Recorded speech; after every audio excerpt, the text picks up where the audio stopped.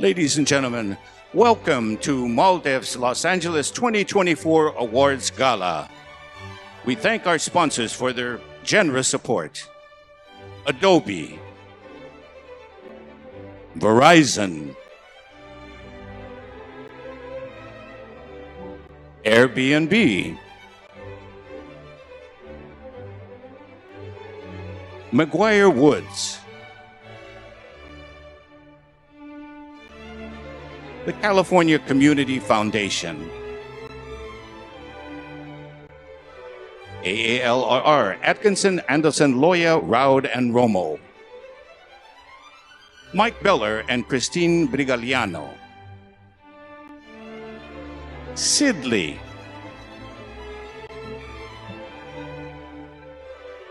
Western Union,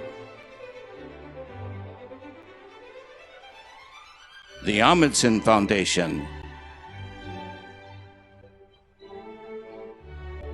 Intravisión, SoCal Gas, Queremos Norte Fund, Andrade Gonzalez, LLP, Vasquez and Company, LLP, Walmart,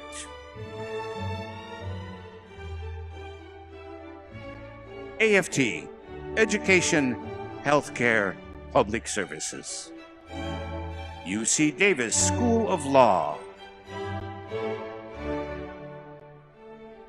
Telemundo 52, Channel 4, NBC, the Los Angeles Community College District, Public Rights Project, the Chavez-Bish Family Foundation, and Morgan Stanley.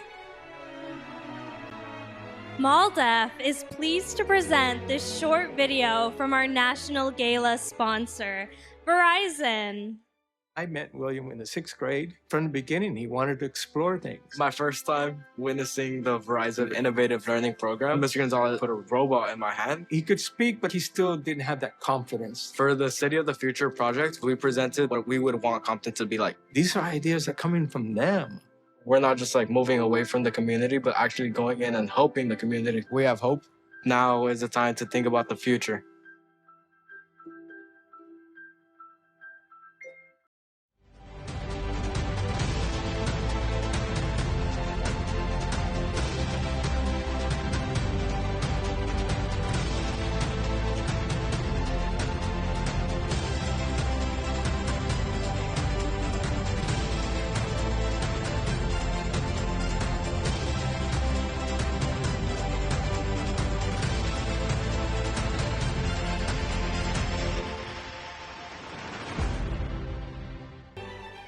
Damas y caballeros, please join me in welcoming MALDEF President and General Counsel and your host for this evening, Thomas A. Saenz.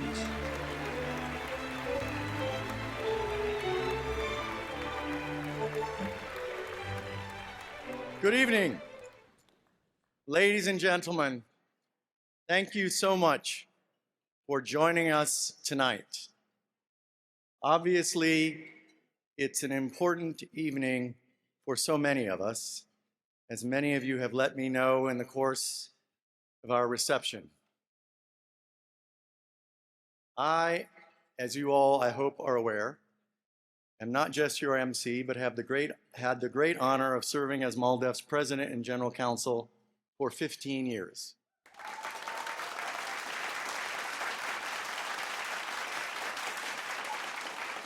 And they have been challenging years. But even in the context of that, so how's your week going? Yeah, mine's not so good. Started the week on Sunday, fairly certain that by the time of this event, we would know that the white devil would spend the next 4 years in the big house. And I was warned to tell the young people big house means prison. But somebody flipped the script. And instead of the white devil in the big house, we have the big devil back in the White House.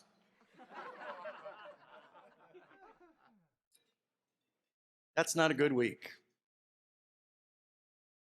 One consequence of this unfortunate outcome is that Donald Trump is constitutionally forbidden to run for president again.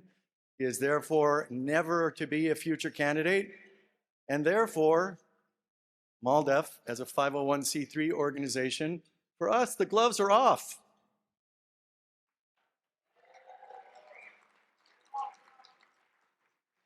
We can now state explicitly that Donald J. Trump is the biggest threat to democracy in American history.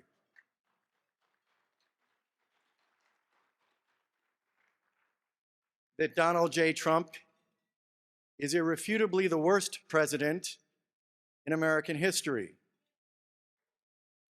That Donald J. Trump is without doubt the most anti-Latino president throughout American history.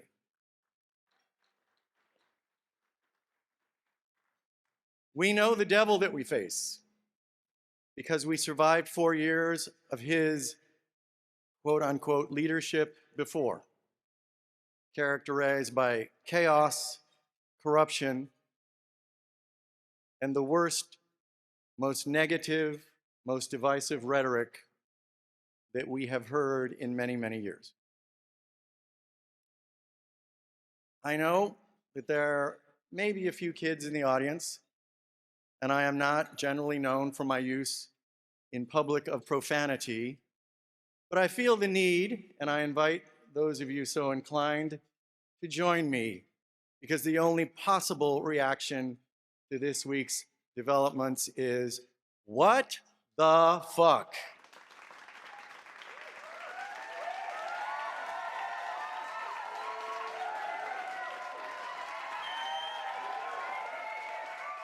What the fuck is wrong with too many of our white compatriots who vote in parts of the country without significant Latino populations?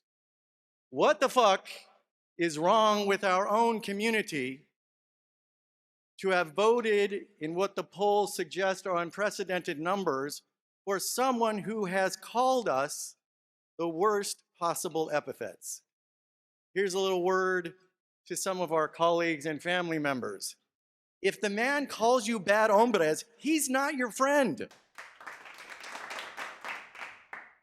What the fuck is wrong with the responsible leadership of this country? It should have unanimously, loudly, and consistently from January 1st of this year been condemning the most anti-democratic leader in recent memory. These are tough times, but these are not times when we can shrink, when we can retreat, when we can withdraw. So I am so pleased to see so many of you here tonight because you have resisted the impulse, understandable as it may be, to withdraw to our comfort zones, to our areas of safety, our homes, well furnished, well kept, with family members. Too easy to withdraw when we need to take risks together. We need to emerge together to support one another and to express our solidarity in opposition to the worst and most dangerous threats that we have seen. We will talk more later this evening, but I do want to say, too many of our colleagues, family members, neighbors, co-workers, folks we interact with on a daily basis will be thrust into the most dangerous of circumstances come January 20th. And those of us who are more comfortable have an obligation to emerge together to support them and to say with complete unity, not the cathartic WTF, but to say together, you are not alone.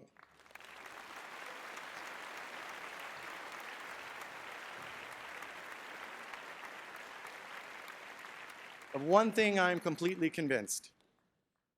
MALDEF, after 56 years, is as much needed today as it ever has been since its founding.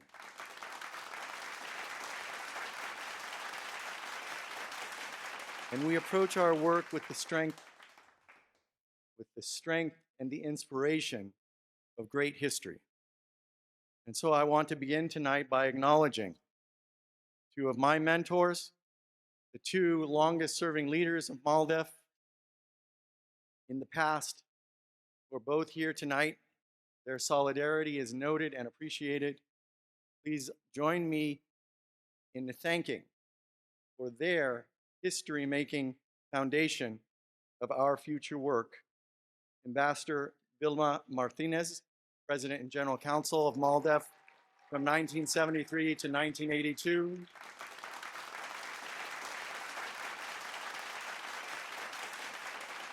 And of course, the iconic Antonia Hernandez, President and General Counsel of MALDEF from 1985 to 2004.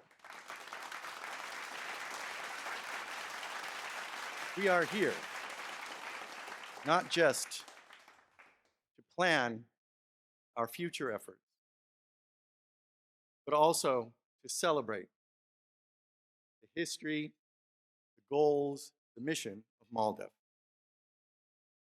I would also then like to ask you to join me in congratulating and welcoming the new chair of the MALDEF Board of Directors, a longtime Maldefian, the incomparable Norma Cantu.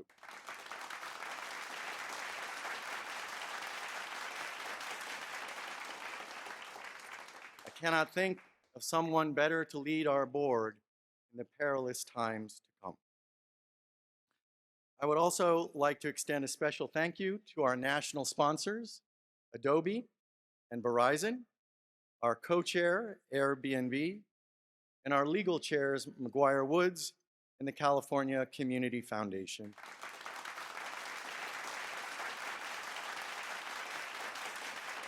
In these times, we sincerely appreciate your partnership.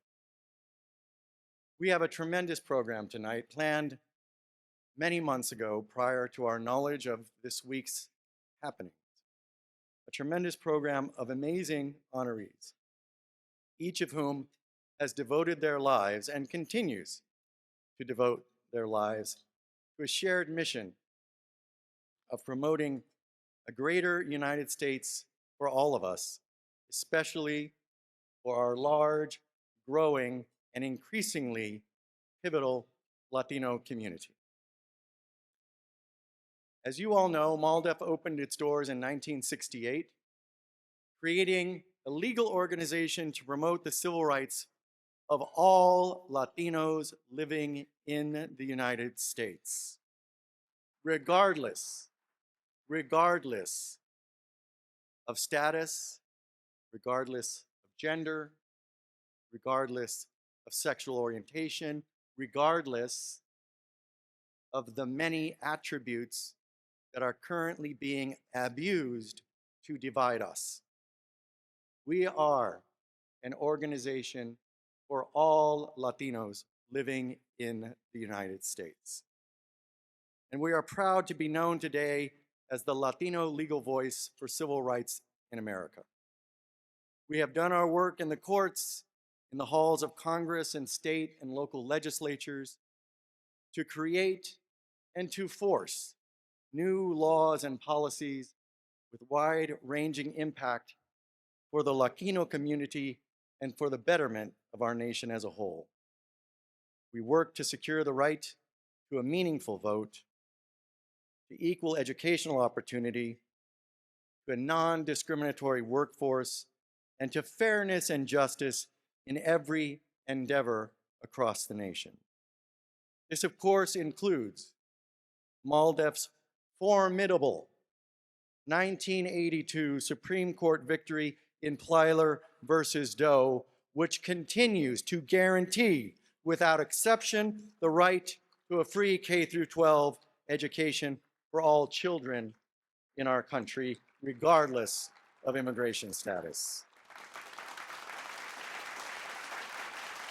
This is the foundation of so much succeeding work, including the work that has resulted in DACA and the efforts to preserve the asset to our nation that is comprised of millions of individuals who, through discriminatory national immigration laws, are deprived of full protections of the law.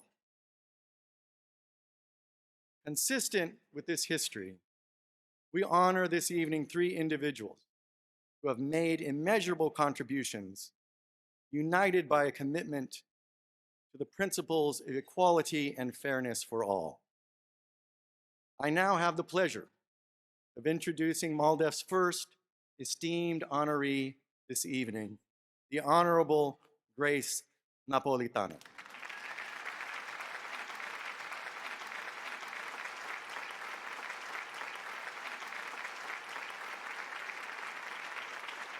Congressmember Napolitano serves the 31st California District in the U.S. House of Representatives and is our recipient of MALDEF's Lifetime Achievement Excellence in Government Service Award.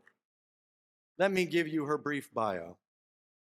Grace Napolitano was born Graciela Flores on December 4th, 1936 in Brownsville, Texas. Once she completed her education, she and her husband Frank made the decision, a wise one, to move to California and to begin their family. Grace's first foray into the world of politics came in 1986 when she ran and won a seat on Norwalk's City Council. During her tenure, she focused on addressing the transportation needs of all of her constituents, as well as to strengthening the local economy. Some 6 years later, she was elected to the California State Assembly, where she championed the causes of immigration and immigrants' rights, environmental protection, and international trade. She created her own committee on international trade, which she chaired, as well as leading the Women's Caucus and the Latino Caucus. She continued her journey in politics by turning her eye towards Congress. In 1999, she joined the U.S. House of Representatives as the voice of the San Gabriel Valley, representing the 31st District. Her commitment, her care, her conviction during the decades since have immeasurably improved the lives of Californians, like completing construction of the Gold Line and connecting the Valley and East LA to the rest of Los Angeles County. Grace has tirelessly worked to improve mental health services, as well as to remove the stigma around mental health issues. As the founder and co-chair of the Mental Health Caucus in Congress, she has increased access for mental health professionals to our schools from elementary to college. She made it easier to access mental health care by challenging the barriers imposed by insurance companies.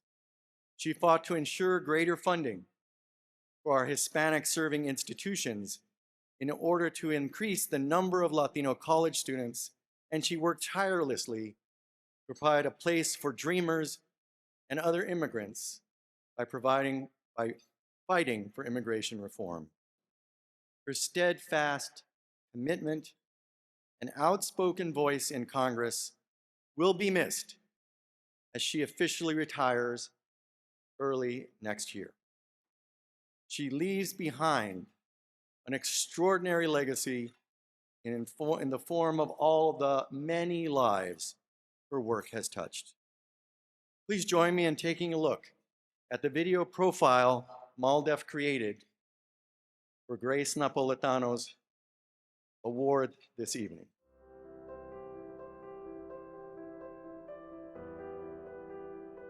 I think the thing that drove the Congresswoman was her own life experiences, coming from a poor community in Texas, and her experiences through life, her struggles that she experienced, and then when she moved to Los Angeles and representing, living in the community that she did, she saw that many of those same struggles were happening for her in neighbors, for other people within the district, and she wanted to do something to change that. And so she used all those experiences and all that energy to run for office for the first time. And then from there, she went to city council, then she was elected mayor, then into the state legislature, and then into Congress. And all those things, I believe, were based on her own personal experience. And she's a very caring and sensitive woman who really wants to help her community. She is in elected office for all the right reasons. She's exactly the kind of person that you want to have as your representative. She was a woman that came to Congress with a mission, and that mission was to make sure that the concerns and needs of her district and our state were addressed through members of Congress and through legislation and through the administration.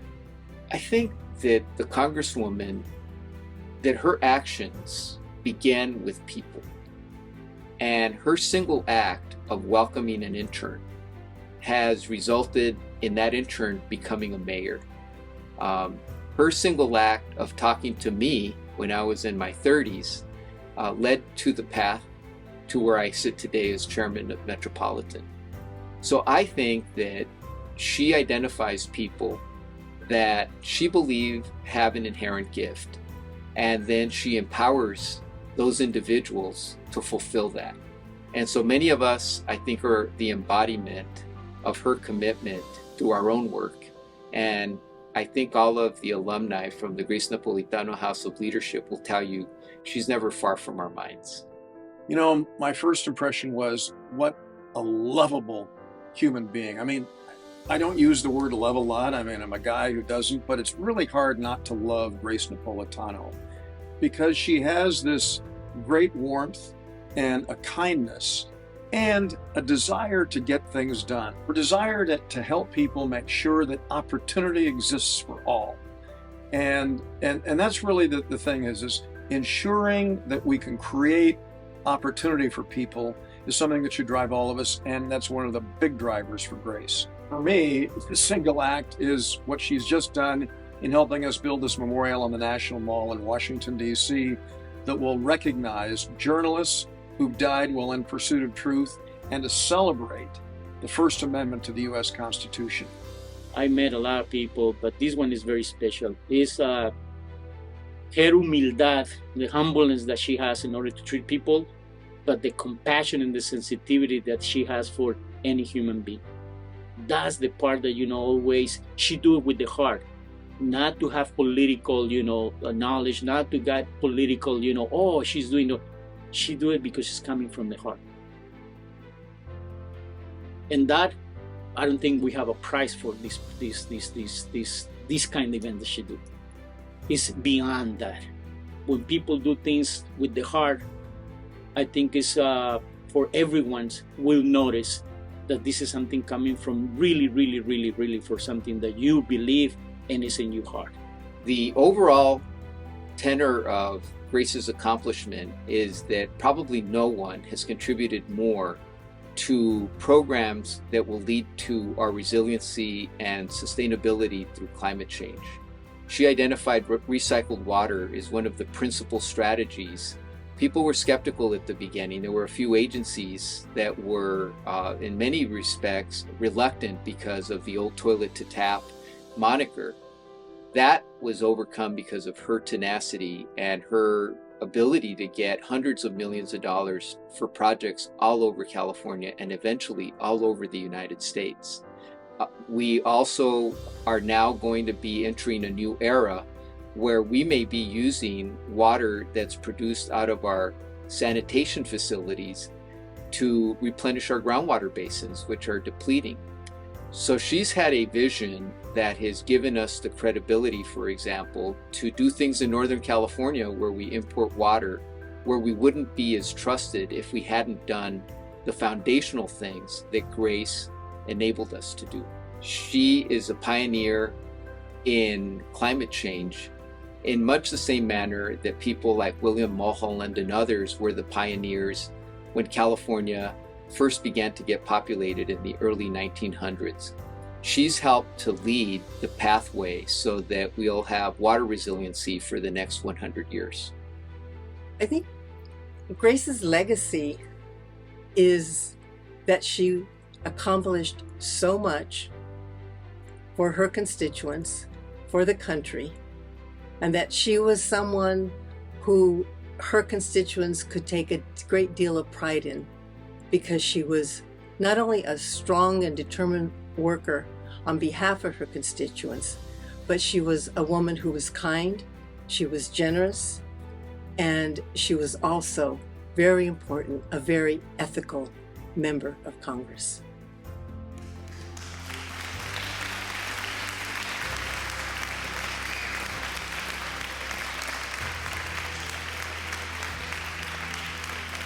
Ladies and gentlemen, please join me in welcoming to the stage the recipient of MALDEF's Lifetime Achievement Excellence Government Service Award, the Honorable Grace Napolitano.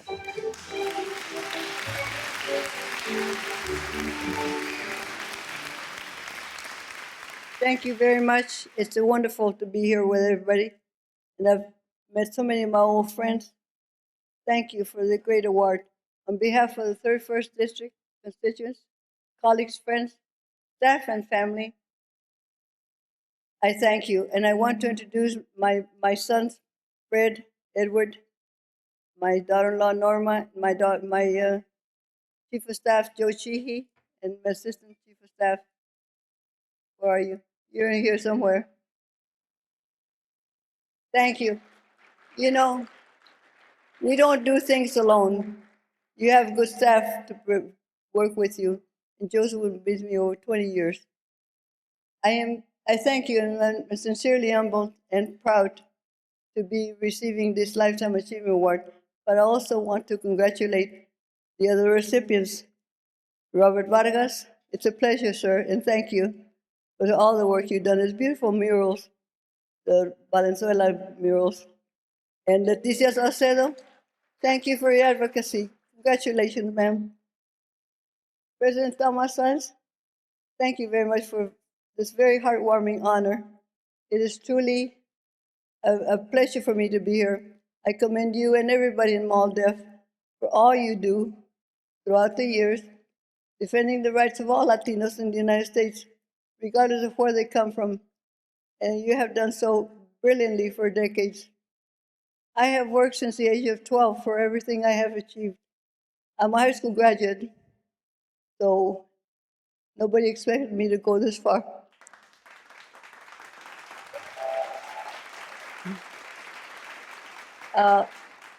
Fact was, when I first entered politics, they said, you're a Latina, that's number one against you. Number two, you're a Democrat, that's number two. And number three, you don't belong among the men. So we proved them wrong, and here we are. I've never lost an election.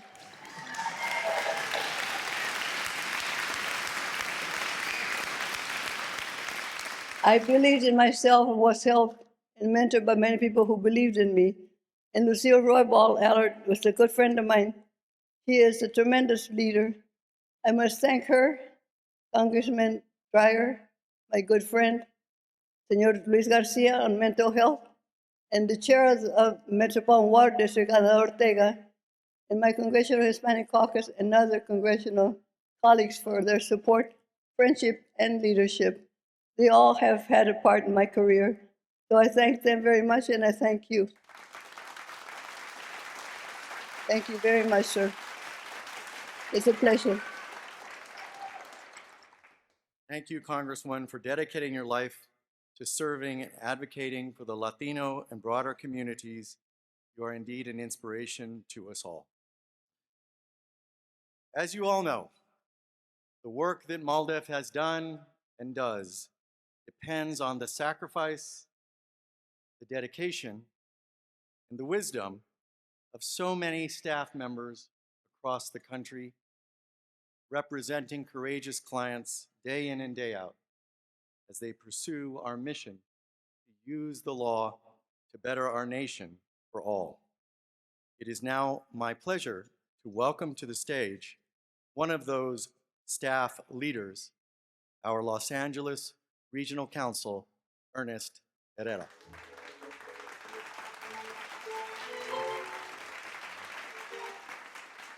Good evening. Thank you all for attending. Thank you to also to MALDEF's President Thomas Saenz for your leadership and guidance. I'm also grateful for MALDEF's event and development staff and the hotel and catering workers who have made this event possible tonight.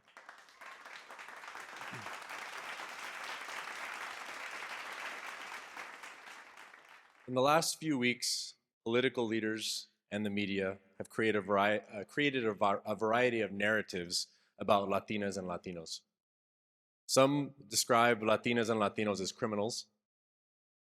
Some have inferred that Latinos are garbage or do not belong in this country, even suggesting that certain Latino US citizens should not be citizens at all. Though seemingly less negative, others attempt to explain why Latinos are voting a certain way, including describing Latinos as ignorant or voting against their interests. Tonight, however, I want to share with you a different set of stories. I want to tell you about Latinos and immigrants who have bravely gone to court as MALDEF's clients to protect the rights of all Latinos and ultimately all Americans. In Pasadena, families stood up to a school district that closed their neighborhood elementary schools while schools in white areas were not closed, leaving those Latino families without the same services and programs. In Arizona, California, Nevada, and Washington State, MALDEF represented hardworking and educated DACA recipients and other immigrants who stood up to financial institutions for denying them equal access to loans and credit. In some cases, these DACA recipients have already achieved changes in banks' policies and been remunerated for the setbacks caused by such discrimination.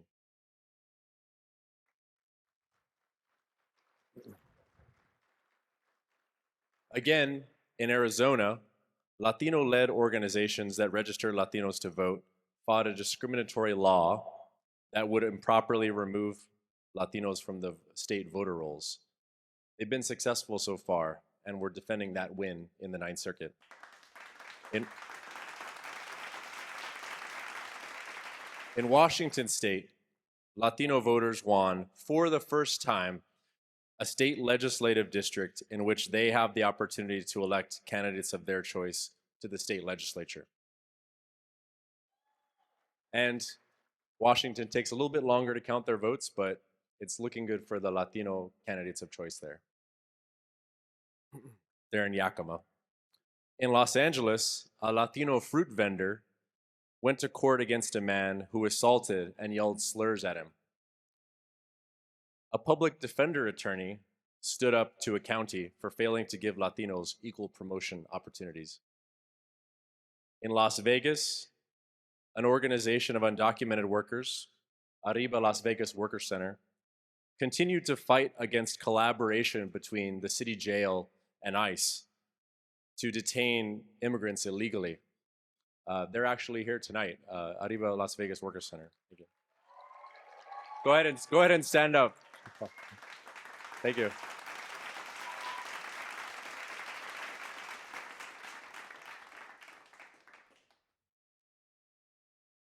These stories highlight Latinas and Latinos as working hard and striving for better lives for themselves and for their families. They show Latinos' resolve in the face of discrimination and unconstitutional behavior by corporations and governments. None of these stories would be possible without the hardworking staff present tonight. When I call your name, please stand up and remain standing. Eduardo Casas. Erica Cervantes. Luis Lozada. Fernando Núñez. Kristen Policarpio. And Gabriela Rodriguez Esparza. You look over there. Yeah. This is the legal team that has worked tirelessly to empower Latinos and immigrants this year. I also want to thank those who are not here from our amazing redistricting team, Laura Daly and Gabriel Lizardo. Please join me in applauding all of these staff members.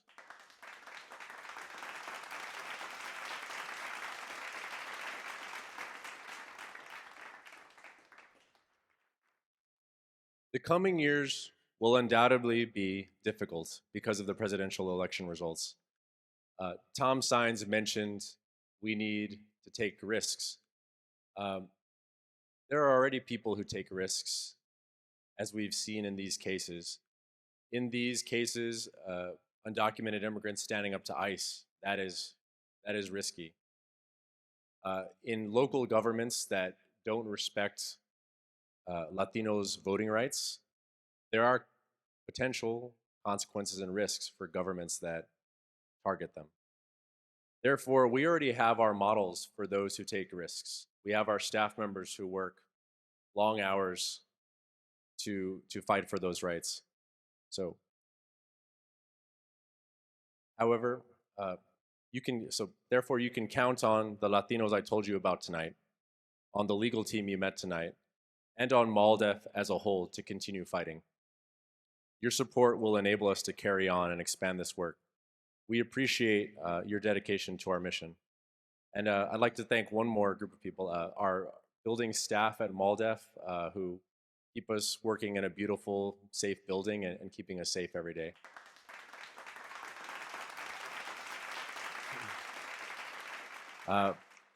So thank you for your support again, and have a good evening.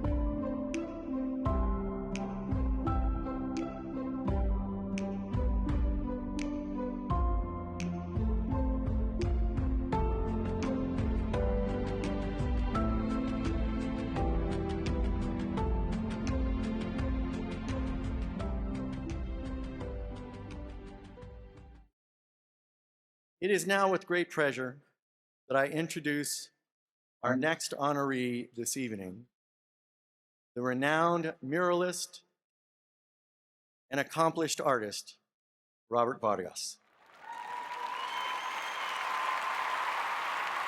The recipient of MALDEF's Excellence in the Arts Award.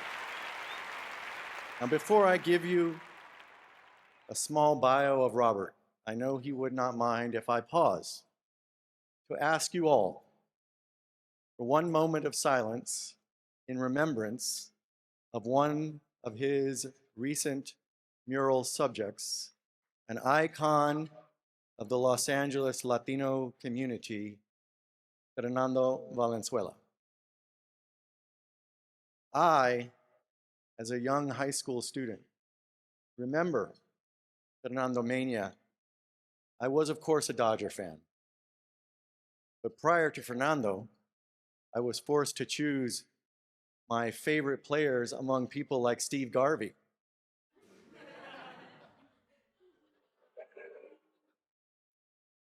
But when Fernando came, the world changed. And it changed for me as I recognized for the first time that my Los Angeles Dodgers had a Chicano, a Mexican American, a Mexican in a prominent leadership position. Fernando Mania is a reminder of the critical importance to youth and children across the country of representation of our Latino community in positions of prominence and leadership across every sector of our society. So please join me in remembering the extraordinary Fernando Valenzuela. Thank you.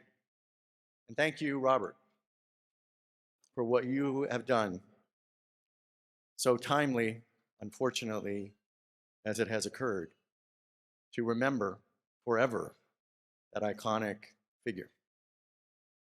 Robert Vargas began his career as an artist at the age of 2 when he made his mark on the sidewalks of Boyle Heights. This historic LA neighborhood provided the foundation for his ongoing love of the city of LA.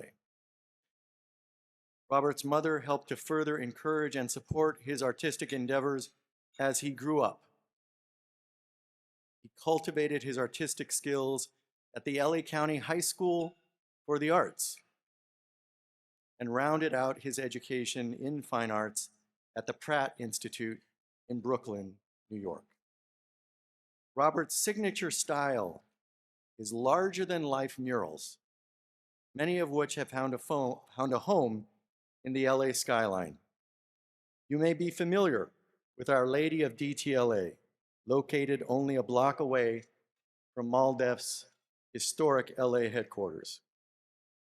For years now, Robert Vargas has been beautifying urban landscapes with his murals around the world.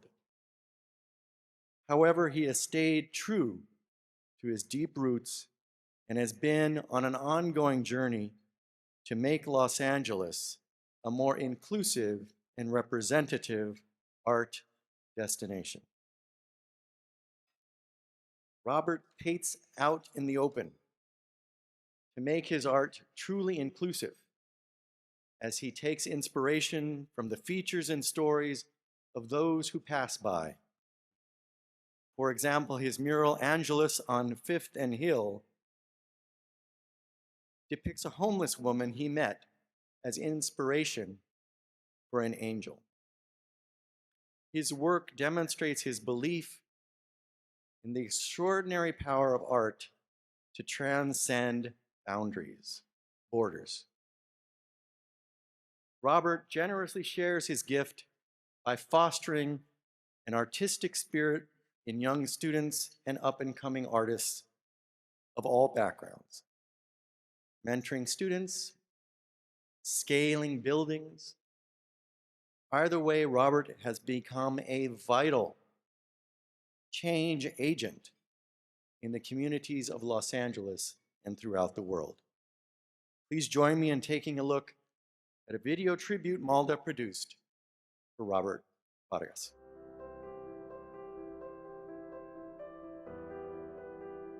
I think Robert's driven by, I know the story of him when he was, I think, 2 or 3 years old, and he was picking up paintbrushes, and he was a natural born artist in a way, since, his very young days. And that's what he's all about. That's what drives him, is that commitment to express, the commitment to the paintbrush, the commitment to create constantly. That's just naturally what's inside of him. And it's rare. It's rare you see somebody that with that kind of passion and commitment and relentlessness. I think what drives Robert is his deep belief in how the process of creating art can truly change the world. I know he feels that truly. I think what drives him is to see his work really honor the people that are around him, the community that's around him. I see him using his skills as a way to empower humanity to be better. And I find that just incredibly commendable. I definitely got from Robert a deep connection to representing the world through the truth of art. As I've gotten to know his work, it's all very direct and has an apparent simpleness to it that transcends and grows and deepens your understanding of the image and what the image is representing. So it's this connection between art and reality where he brings a focus on the emotion, a focus on the spiritual purity of the moment that he captures. There's Robert the artist, painter, muralist, and there's Robert the individual person. And uniquely, they're completely one. So everything about Robert expresses his aesthetic, his vision of art, his vision of reality, and it's reflected back to everyone else. So Robert is simply just an extraordinary artist. I think, there's not one piece of work that he's done out of the hundreds that he's done that really I'm most proud of. The Shohei Ohtani is pretty impressive, that it's sitting right there and that had such a great impact on Little Tokyo. I am forever connected to Robert. He has portrayed my father and myself and the journeys that we took together, going out on his day off to go to the movies in downtown LA, go to the Variedades. That experience is one of the most powerful memories that I have.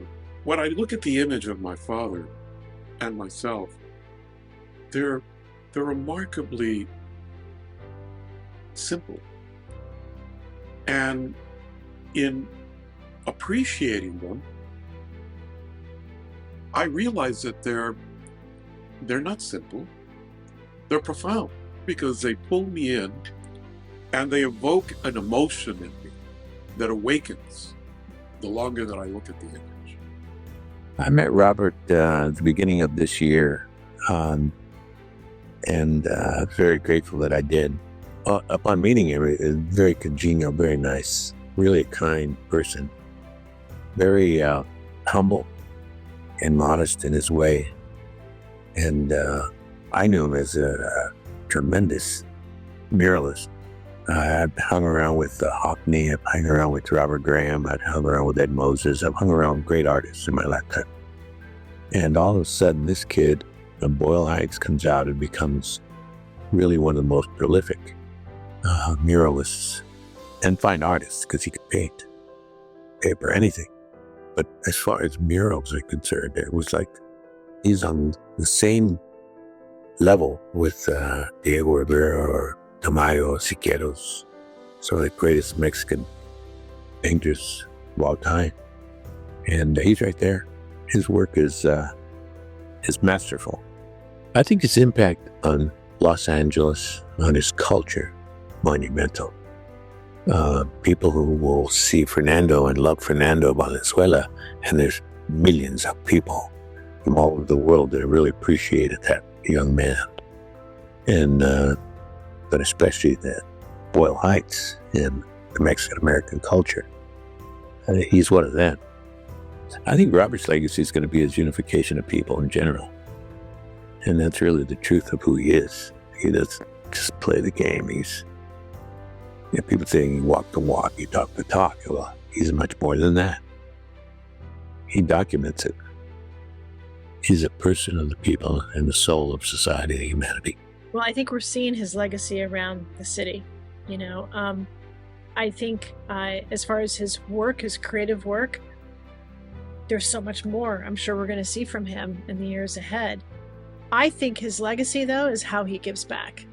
I think his legacy is all the kids that are, especially in the Los Angeles area, especially Boyle Heights, that are going to be inspired by him, that are going to see that how that kind of creative career that he's created for himself is something that anybody can do if you really put your mind to it. And so it is really extraordinary to see how his impact and his time that he spends with young people, he prioritizes that. Another one of his accomplishments, honestly, is we really recognize that we, meaning Art Center College of Design, we gave him an honorary degree this last April. So he does have an honorary design degree from Art Center College of Design, because we recognize just the impact that Robert has on this world. And I think he's just getting started.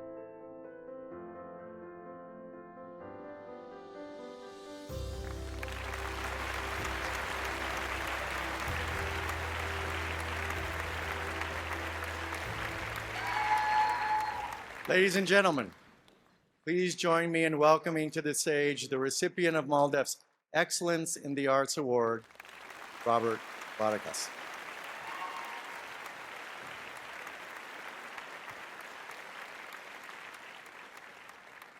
I'm humbled by this momentous honor. Thank you to MALDEF President Thomas Saenz, Gina Montoya, and everyone at the MALDEF family who do the important work and advocate for Latino representation throughout this country. Thank you for this incredible recognition. Thank you to everyone also present here, and my family, my sister Erin and my brother James, and legendary actor Edward James Olmos. Thank you for your mentorship and your friendship. And my team Vargas.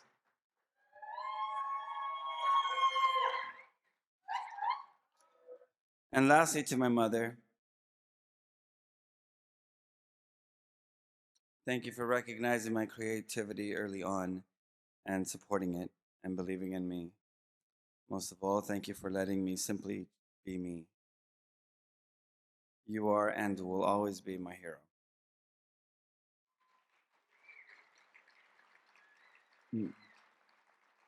You put yourself through law school, going part-time while working full-time, running the entire operations for a law firm, and all the while raising 3 kids.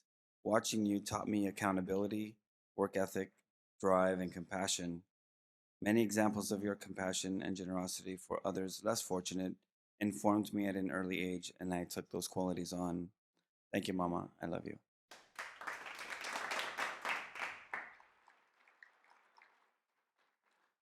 I was born in Boyle Heights. I'm a 5th-generation Boyle Heights Angelino, and raised in an 1895 Victorian home on a street named City View Avenue. I had a clear sightline to the downtown skyline, and I would often sit on my stoop and stare at the skyline, which for me not only represented this DTLA, but was a portal to the world. The city always loomed large, very large in my periphery. I was destined to dream big and paint even bigger. I don't have any recollection of life when I wasn't drawing. In Los Angeles, I see the roots of self and rebirth. People often think of the destination as always being outside of their neighborhood, outside of the community, but imagine the idea that the destination is the neighborhood, is the community. Giving back and accessibility is the key. I've combined my passion for the arts and my purpose to bring community together through the creative process and allyship to strengthen these roots. The work doesn't end when I put down the brush. I believe LA is entering its creative golden age, not just in the visual arts, but in fashion and music and performance. It's an exciting time to be a creative in this city, and I'm pleased to be a part of the canon, not only advancing my art, but advancing LA art.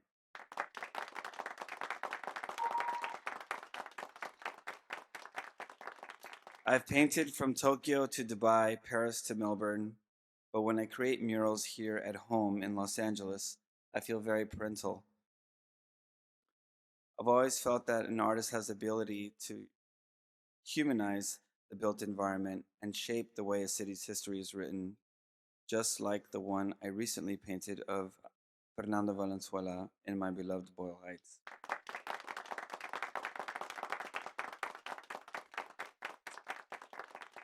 We all love the Dodgers. Go Dodgers. But that mural, as well as the Shohei Ohtani mural, was about something much more.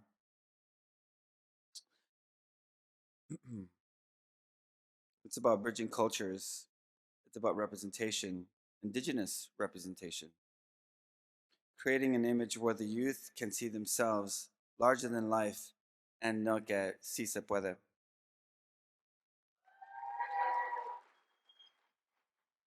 And many times too, I also incorporate the everyday person into my artwork, often roping them into my creative process and turning the everyday person into monumental hero. Much like the Our Lady of DTLA mural on the street of MALDEF, where it incorporates 4 different women of different ethnic backgrounds to create this one image.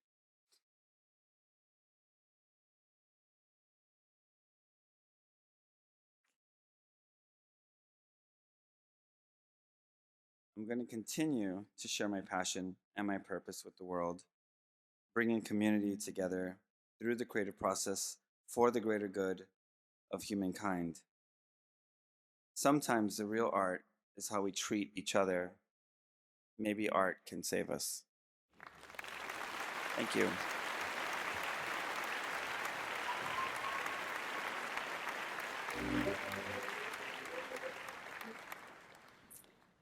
Thank you, Robert, for enriching and equitizing our environment. It is now my pleasure to introduce our final honoree, someone who has been a friend of MALDEF over many decades, a part of MALDEF over many decades, the recipient of our Lifetime Achievement Excellence in Legal Service Award, Professor of Law at UC Davis and co-director of the Labor and Community Center, and former Maldefian, Professor Leticia Salcedo.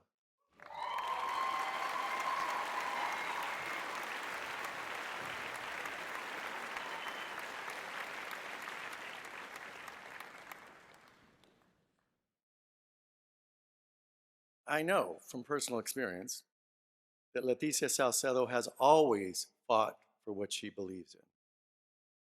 From her early days as a community and union organizer to her current work as a professor, Leticia has fought to ensure and secure the civil rights of Latinos in America.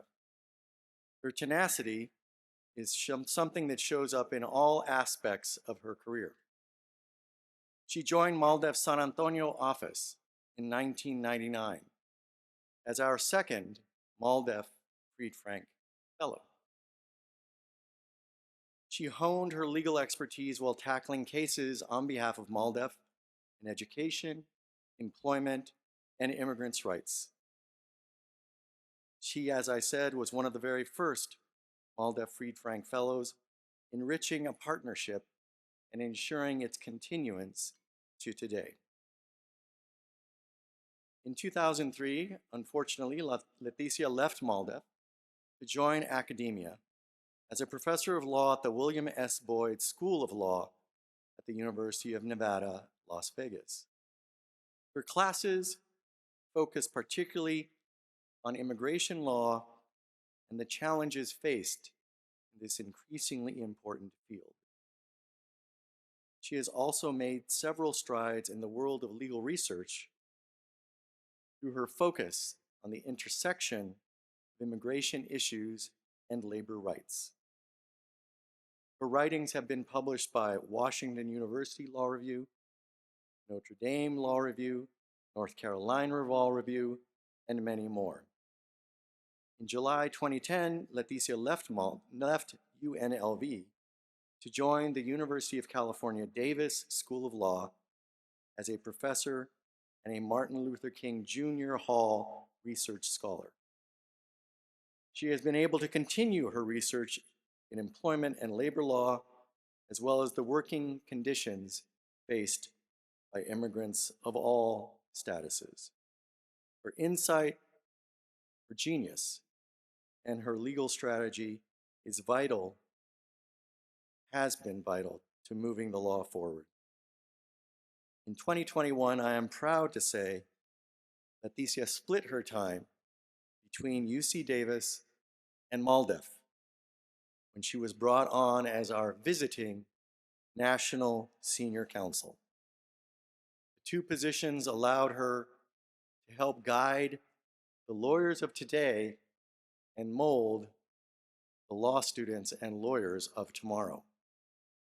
She regrettably returned to a full-time teaching position at UC Davis in 2023. Visits have their limits, I guess. Following this return, Leticia became the co-director of the Labor and Community Center of the Greater Capital Region at UC Davis Law. This new labor center is dedicated to researching the economic and social impact of labor and employment issues in California.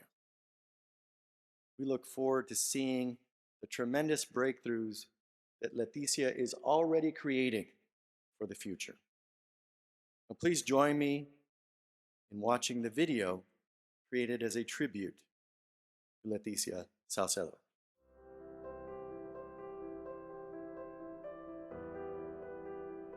I think one of Leticia's biggest accomplishments is being able to use her life experiences to inform a national conversation that intersects employment, immigration, and labor. And by using her experiences as someone who grew up on a border town and also her labor organizer experience, she brings a different perspective to a conversation that is not often multidimensional.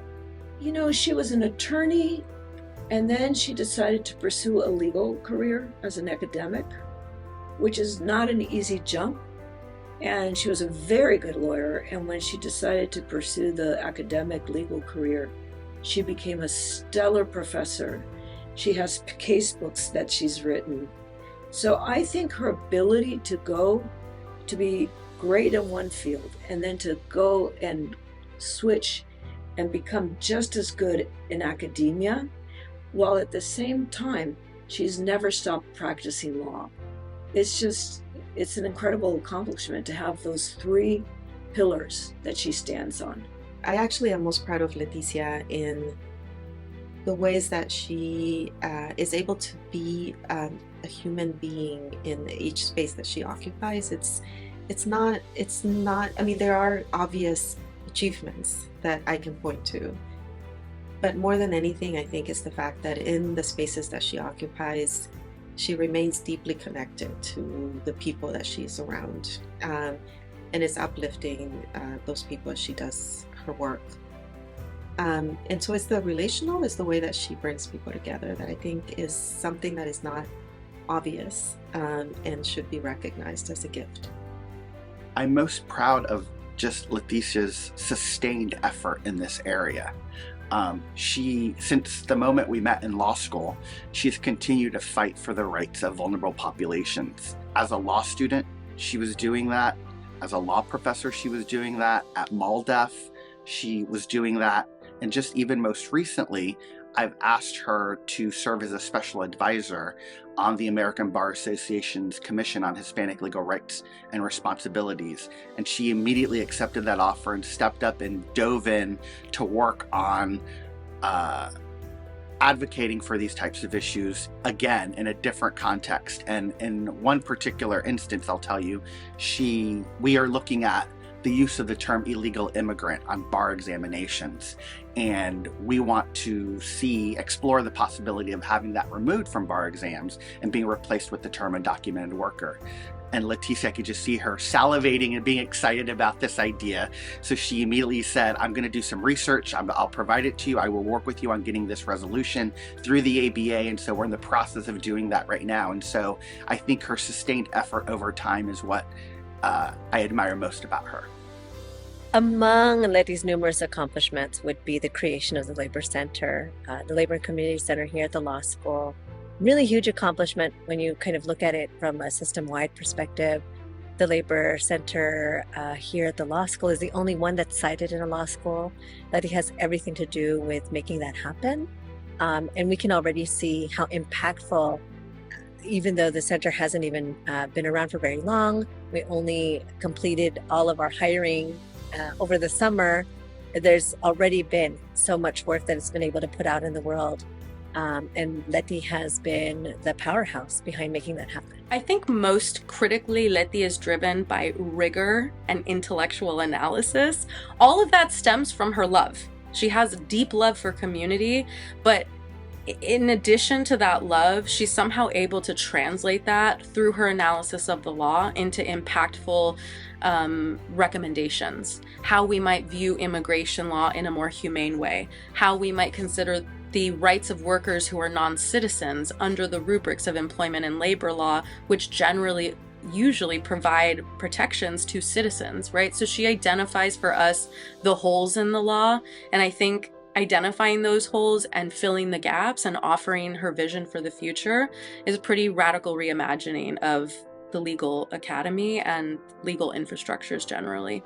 I'm proud of Letty having done exactly what she set out to do, which is to become a prominent academic professor in this field that has fascinated her so much. As somebody who grew up in a border town and was very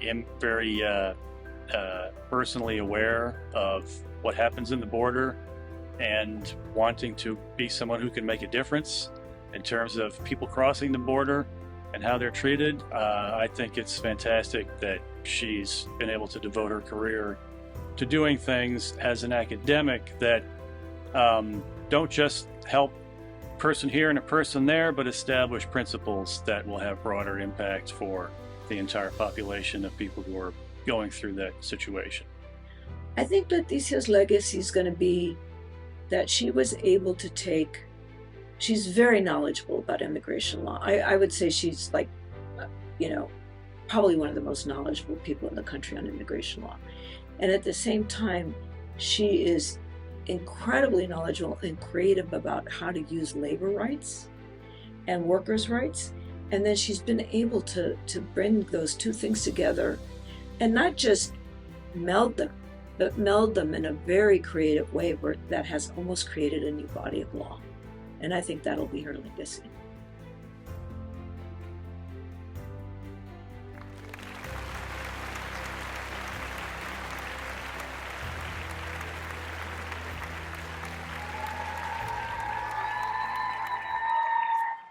Please join me in congratulating an extraordinary Maldefian and friend of MALDEF, Leticia Salcedo.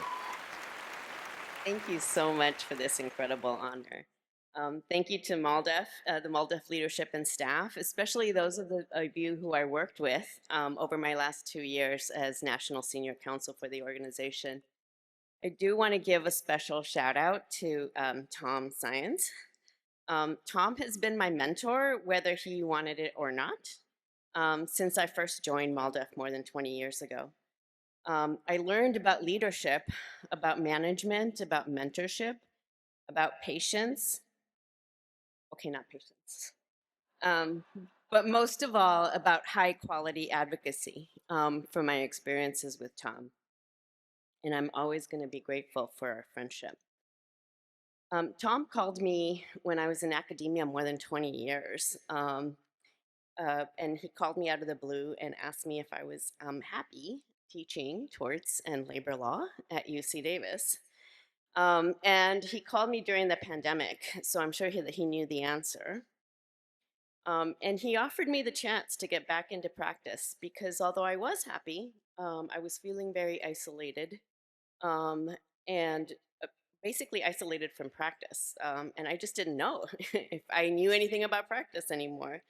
And so he and my former dean, Kevin Johnson, agreed that I could take an intermittent professional development leave from my academic duties to expand my understanding of what was going on with Latinos and Latino rights and their experiences in areas such as voting rights, immigration, in our economy, and as workers.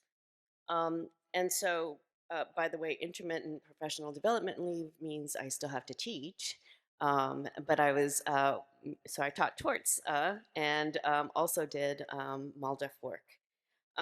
In the 2 years that I was there, I learned both so much had changed, and since I was a young litigator at MALDEF, and so much has stayed the same. And what has stayed the same is the attempts by governments, by employers, by political parties, and others to maintain their power many times at the expense of Latinos and other people of color. As an academic, besides teaching, I write. And when I wrote about what I knew, that is, the experiences of my mostly immigrant clients in low-wage workplaces, I was told that I was a critical race theorist. And apparently that's what you are when you write from the point of view of the people who actually experience the legal system and the consequences of our legal system. I'm happy that what I write about has a name and that I continue a long tradition of writing desde abajo.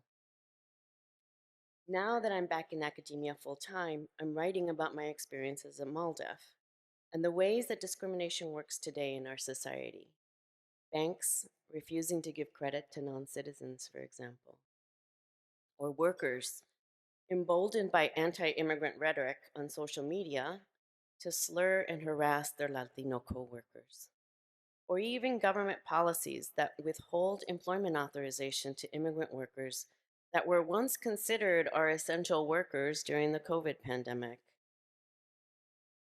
I do want to mention one project that my students and I are currently involved in with the support of the UC Davis Law School and its Dean, Jessica Berg. With our community partner, Arriba Las Vegas Worker Center, we're helping undocumented, overwhelmingly Latino workers get employment authorization because they're working or they worked for employers who violate labor and employment laws. And this is something that I've been writing about for 20 years and is actually now coming to fruition. Our community partners and the students involved in this work are here today, actually, because they're going to work throughout the weekend to support the workers themselves who have successfully campaigned for deferred action for labor enforcement. And I want to give them a shout out, Bliss, Sony, Sarah, Noah, Katia. Thank you for taking me on this journey with you.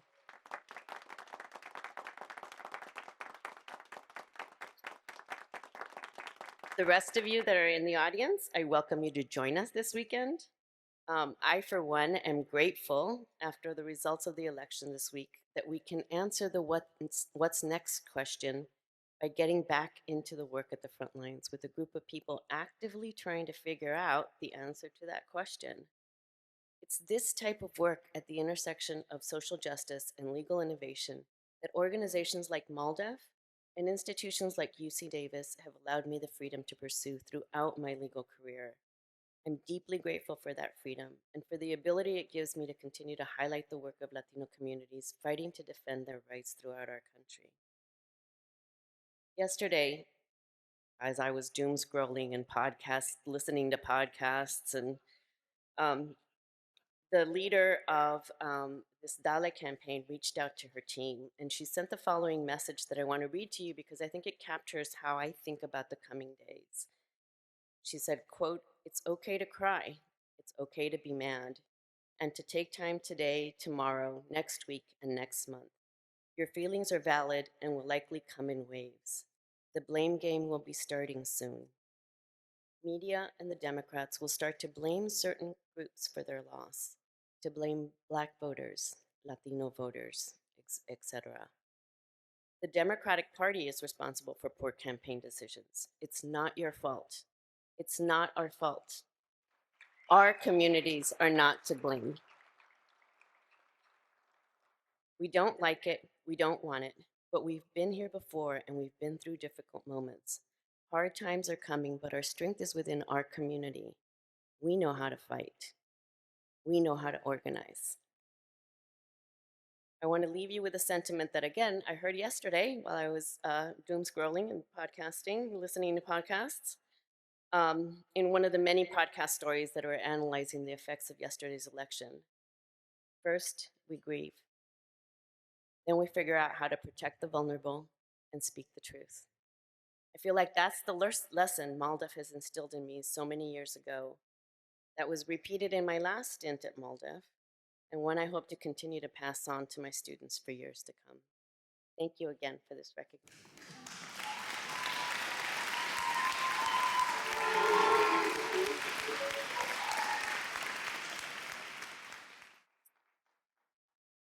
Thank you, Leticia, for your inspiration, for your mentorship, and for your long-standing commitment to MALDEF and its work. My predecessor, Antonio Hernandez, is the one who coined the phrase, once a Maldefian, always a Maldefian, and you have epitomized that as much as anyone. Following in the footsteps of my other great predecessor, Vilma Martinez, a Texan who found her way to California. Your dedication is inspiring, and I know that you will be back at MALDEF sometime soon. We've come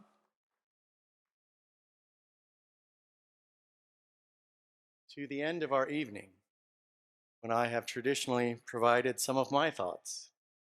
Now, Leticia's thoughts are as good as any to end. I could just as easily say, you heard it, let's go out and work. But I won't do that, to the great disappointment of many, I'm sure. But I do have to begin, of course, by thanking so many people, beginning with our MC, who so ably shepherded us through this evening.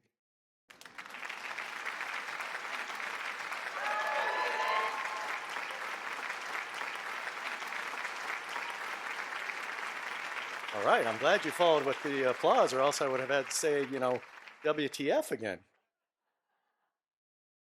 I do want to acknowledge, as Ernest did, but only in part, all of the many MALDEF staff members, past and present, who have worked to fulfill our mission and who have brought us to the critical point where we are today.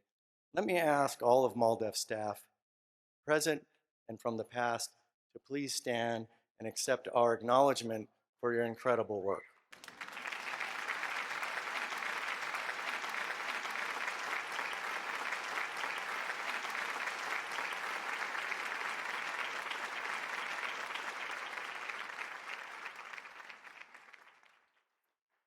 I also must acknowledge the incredible contributions of my bosses, the members of MALDEF's board of directors.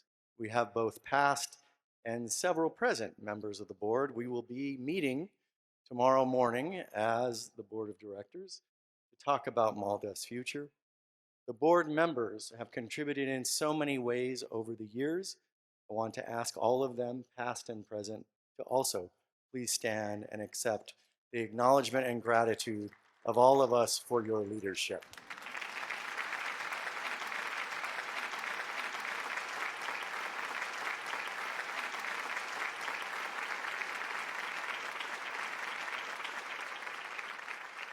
Producing an event like this is never easy.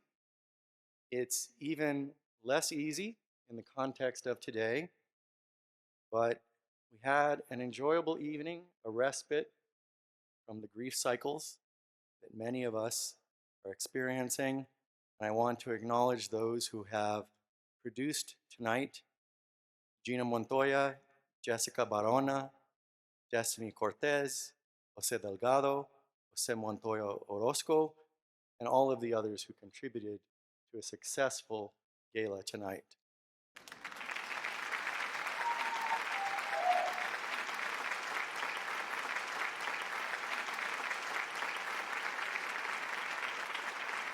Finally, of course, I want once more to acknowledge and express gratitude to each of our extraordinary honorees.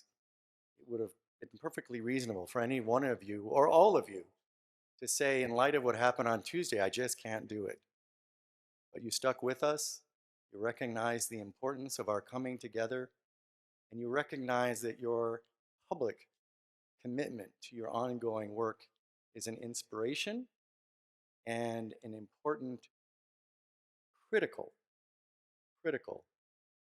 lesson for all of us. So let me thank once more the pioneering and committed Honorable Grace Napolitano,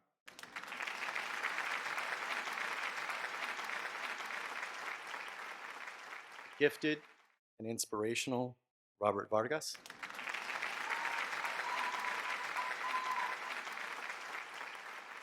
and our wise and dedicated friend Leticia Sasso.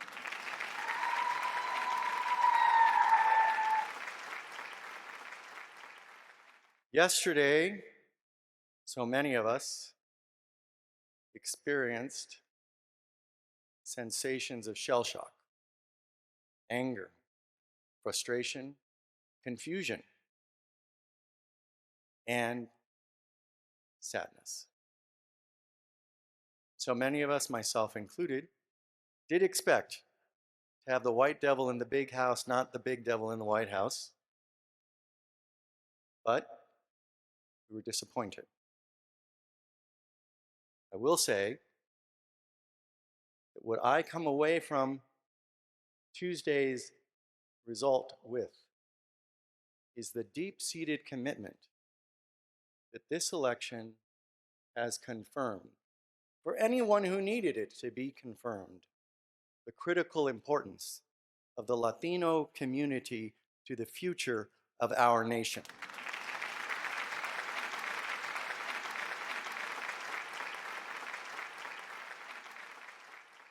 But it also reconfirmed what we know from painful and difficult past experience, which is they will not do it for us.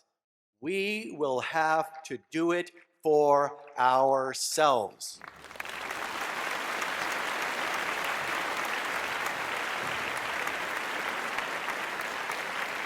Our tasks and our targets are many, and the analysis will continue to direct us, to inspire us with where we need to take our demonstrated resilience, tenacity, smarts, and dedication in future months and years. We do not face the next 4 years with the fears of 2016 because we know this devil and we have defeated him before.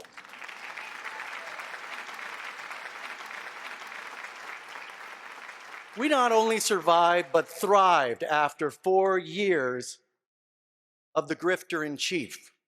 After 4 years of chaos, corruption, racism, and misogyny emanating from the White House. And we will survive the next 4 years as well.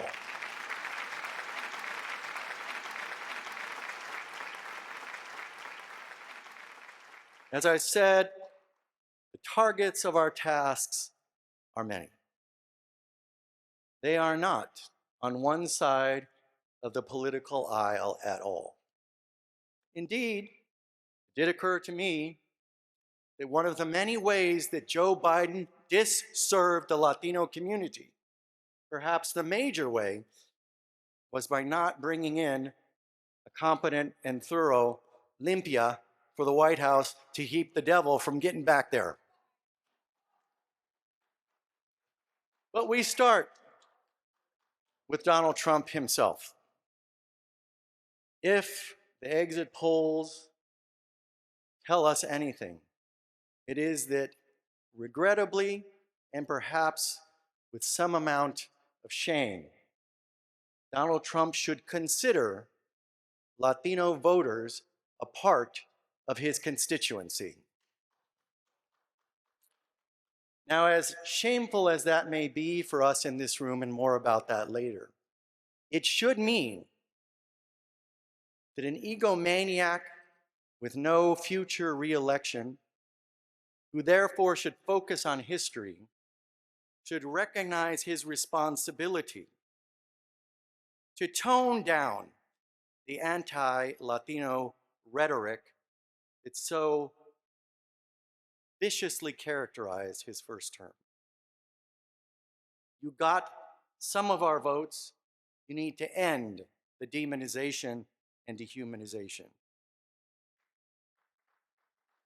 You need to recognize that you owe a debt, and paying that debt requires you to recognize first and foremost that naked extreme nativism is not policy, it is pathology.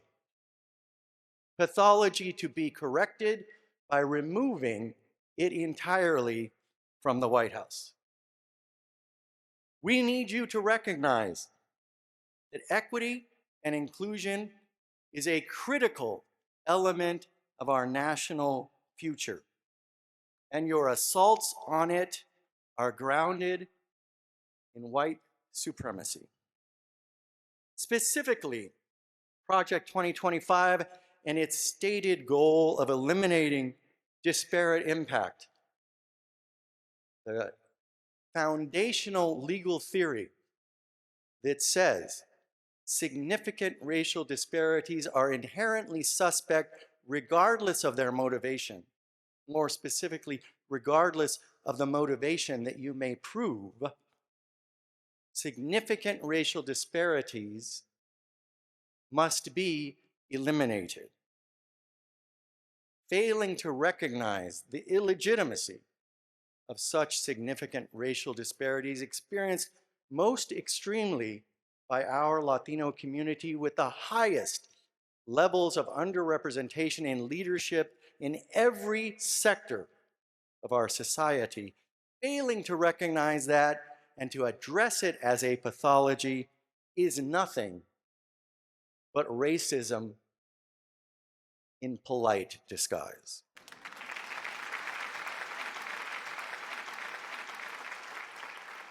And finally, Donald Trump, we need you to recognize, on behalf of the Latino community, as much as on the behalf of every community, that women will not and cannot go back to your imagined MAGA fever dream.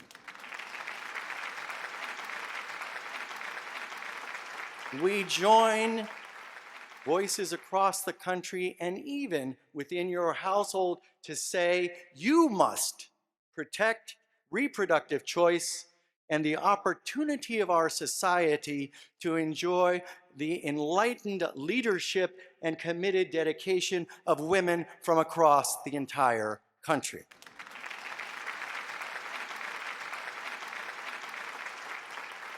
But Donald Trump, as much as I certainly will vilify him, will denounce him, will deter him, together with MALDEF and our allies, is not the sole entity or person to blame. We must say, in a loud and consistent voice, to the Democratic Party, that your not so benign neglect of the largest minority community in the country is not a winning strategy.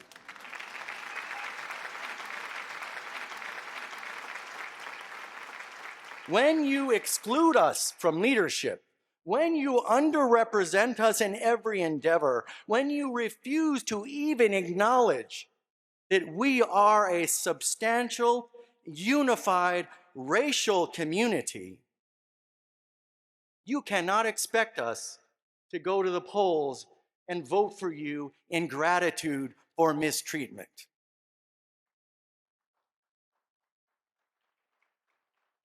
Whatever political advisors tell you not to address Latinos as a united, racialized community out of fear that talking about the growing Latino community will somehow inspire white people to vote against you. Whatever political advisors are giving you that inherently false advice needs to retire, and retire immediately.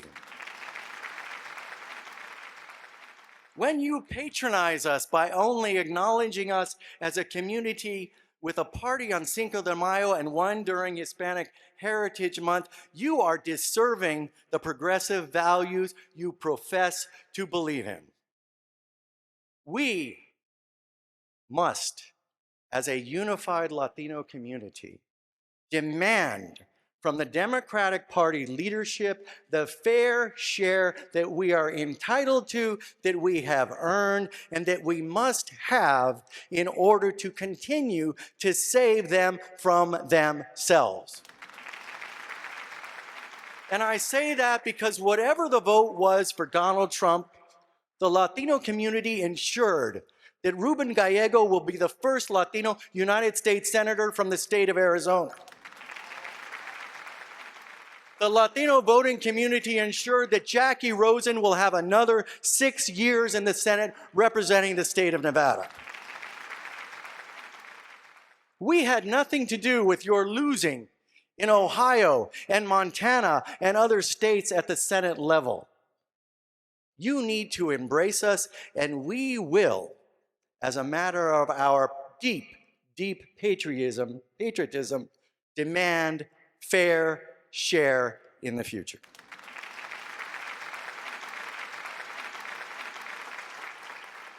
But of course, regrettably, we must also look within.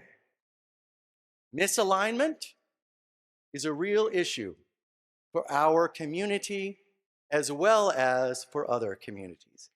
Misalignment is when we have voters who vote against their own personal, family, and community interests. Misalignment is an issue within our community as well. What do we need to do? We first need to recognize that our long-term goals of ensuring educational achievement now have yet another imperative. The polling tells us that college-educated Latinos do not suffer from misalignment in the way that non-college educated voters do.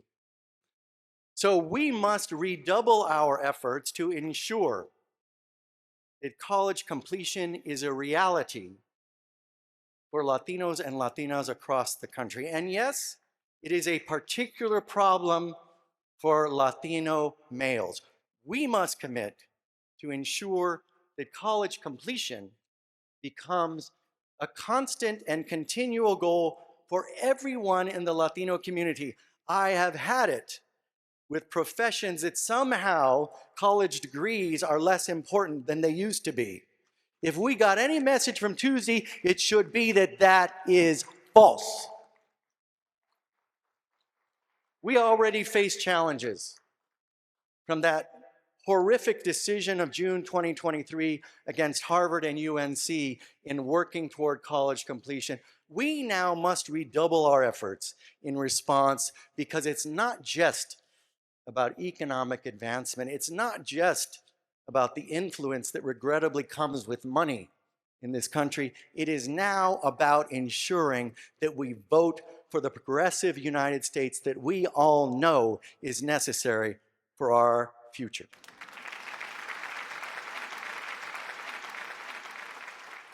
We also know that undoubtedly what played a role in what the exit polls tell us is enduring sexism in the Latino community.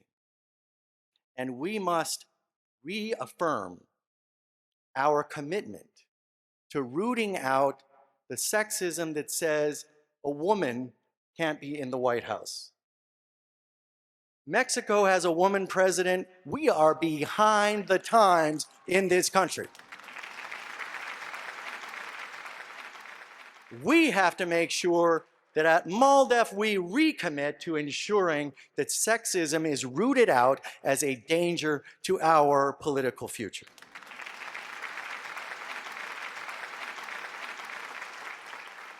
Finally, with respect to our community, we know if we ever needed to have it reaffirmed, the demographic fear centered on our community and its growth is real.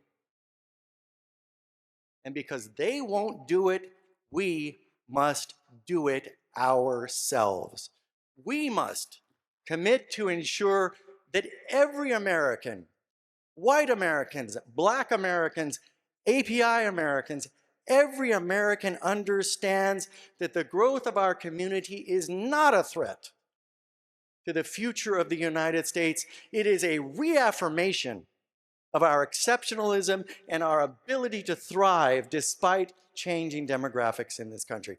We have an obligation to demonstrate that the city we live in, a majority Latino city, is as American as any other. It is a city that is committed to the advancement of everyone. We have to take away the fear by producing the promise that we have in countless cities, counties, and states in the future across the country, that a Latino majority is not just a majority committed to the long-term values and principles of our Constitution, but is a majority that will not act like the last majority that acted out of exclusion, out of prejudice, out of jealous control of every lever of power in the country. Our majority in the future, as we have demonstrated in this city and others across the country, is an inclusive majority that welcomes and involves all races, all peoples to the table of power and accomplishment.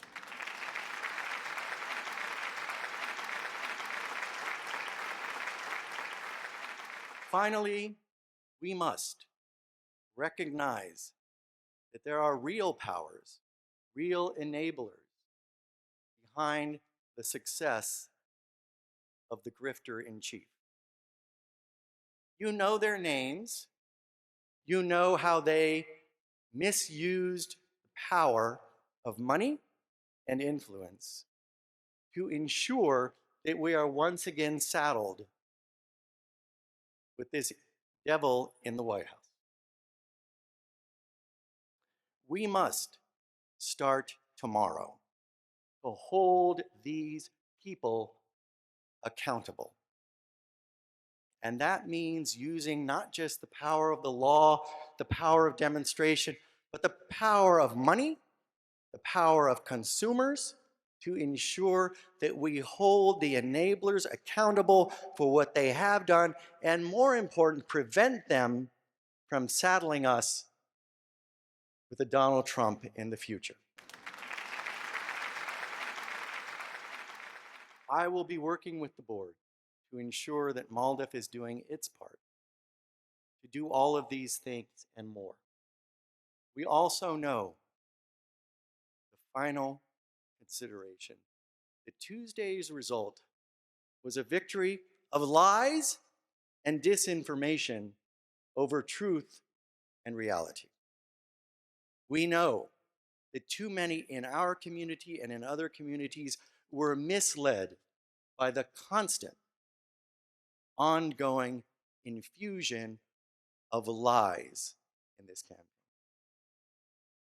And the problem is that we lack the consensus sources of accurate information that we had a decade and two ago.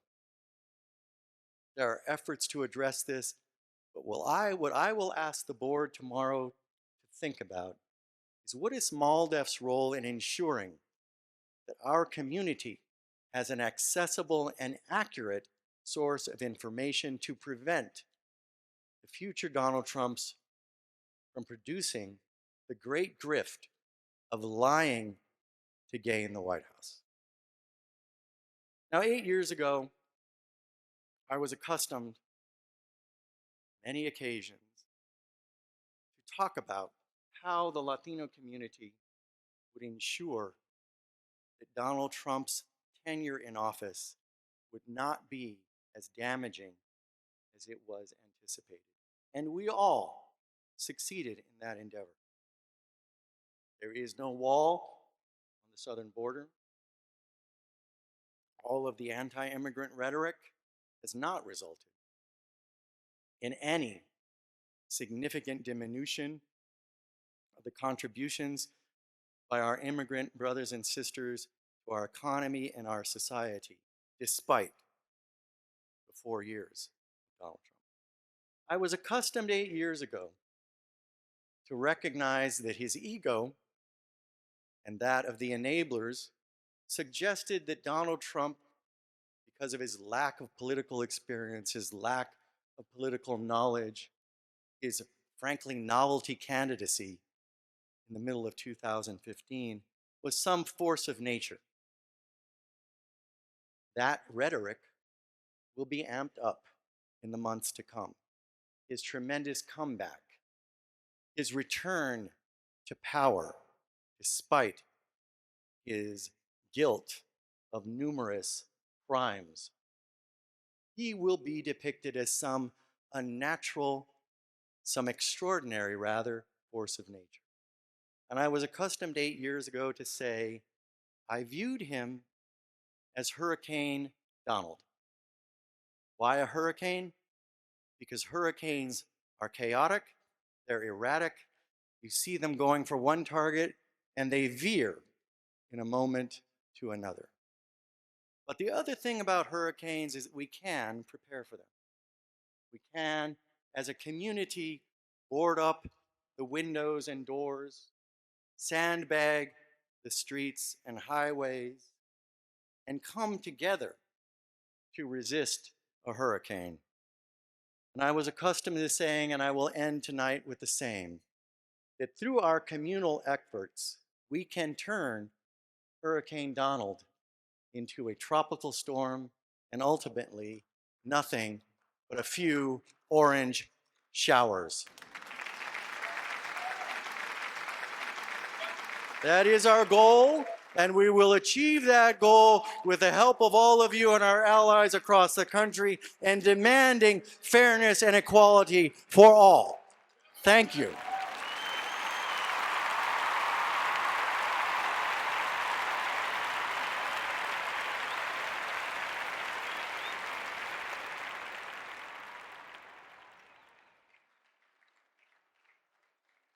Gracias, everyone. See you next year.